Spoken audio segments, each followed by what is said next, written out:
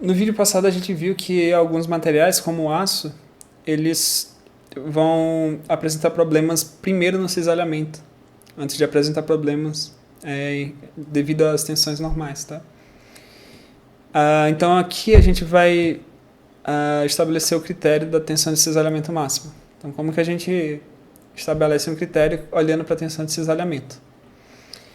Então em um ensaio de torção a gente pode determinar a tensão máxima de cisalhamento tal U, que permite encontrar um sigma U igual a 2 tau U, tá? Para um problema que seria equivalente a um problema de tração, né? Então a gente teria que, se a gente tivesse um problema de tração, a gente desenhasse o círculo de Mohr para esse carinha aqui, a gente teria que, para o caso do sigma U, vamos aqui o sigma U aqui, né? Esse seria o círculo de Mohr para o P, para um valor de P em que o nosso material falharia, porque a gente já atingiu o sigma U. A 45 graus, no plano 45 graus aqui, a gente teria, certo? Um 2θ aqui no círculo de Mohr igual a 90, e a gente teria o tau U, certo? Esse tau U é o raio dessa circunferência, que é metade do diâmetro, né? O diâmetro seria o sigma U, beleza? Então é por isso que eu escrevi essa relação aqui, tá? Sigma U igual a 2 tau U. Vamos considerar dois casos diferentes aqui para fazer a nossa análise. Primeiro a gente vai considerar o caso em que sigma 1 e sigma 2 têm o mesmo sinal. Ou seja, que sigma 1 e sigma 2 são positivos, ou que sigma 1 e sigma 2 fossem os dois negativos, tá? Vai dar a mesma análise, que a gente vai chegar nas mesmas conclusões. Bom, basicamente o que a gente precisa garantir é que tanto o sigma 1 em módulo quanto o sigma 2 em módulo são menor do que o sigma U, certo? Então, se a gente tivesse aqui sigma 1, sigma U e menos sigma U, a gente tem que garantir que tanto o sigma 1 quanto o sigma 2 vão estar dentro dessa região aqui, certo? Por que a gente tem que garantir isso? Porque essa é a nossa tensão máxima permitida, certo? Lembrando que o sigma U ele é 2 vezes tau U, então vamos supor o caso que a gente está bem no limitezinho aqui, né?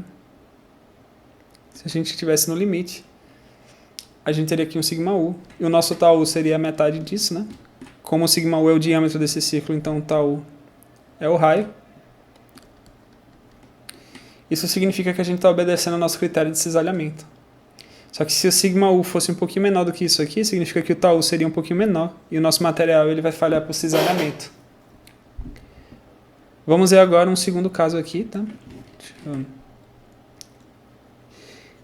Nesse segundo caso aqui, a gente vai ter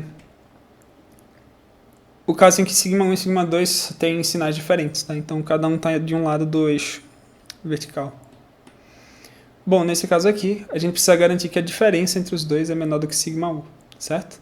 Porque a diferença entre os dois vai ser o diâmetro dessa circunferência aqui, né? Desse círculo maior.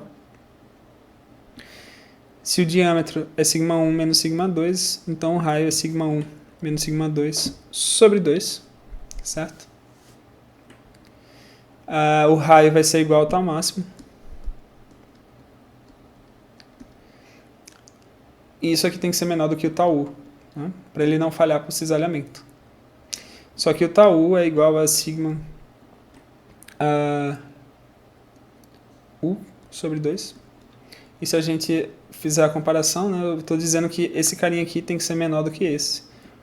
Ou seja, esse carinha daqui tem que ser menor do que esse. Mas a gente tem que considerar o módulo, né, o valor absoluto, porque a gente não pode nem ultrapassar o sigma U positivo, nem o sigma U negativo.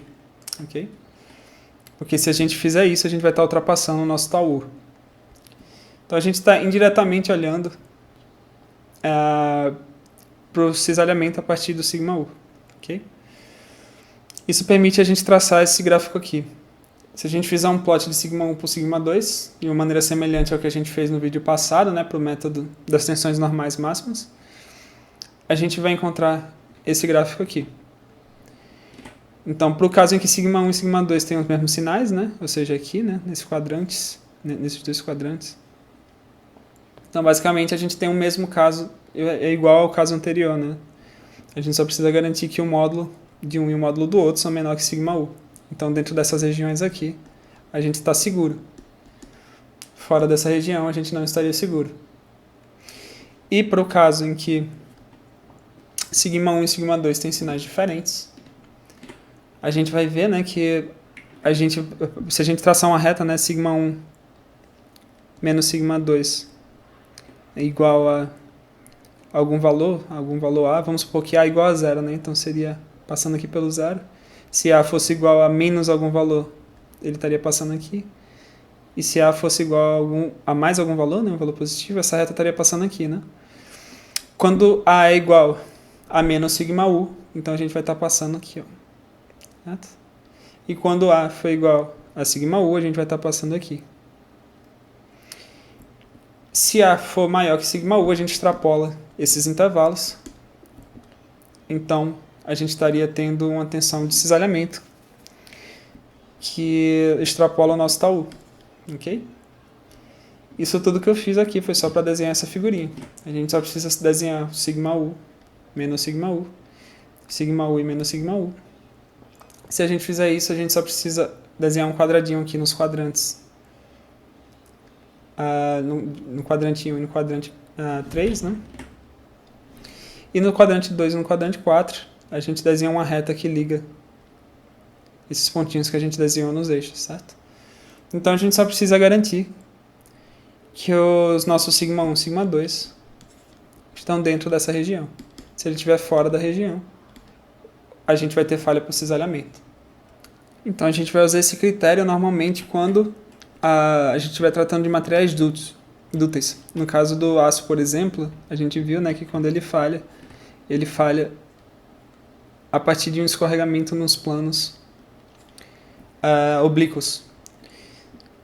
E as tensões de cisalhamento vão ter um papel importante nisso. Então a gente prefere usar para materiais dúteis esse critério, né, da tensão de cisalhamento máximo em vez da tensão normal máxima. Beleza?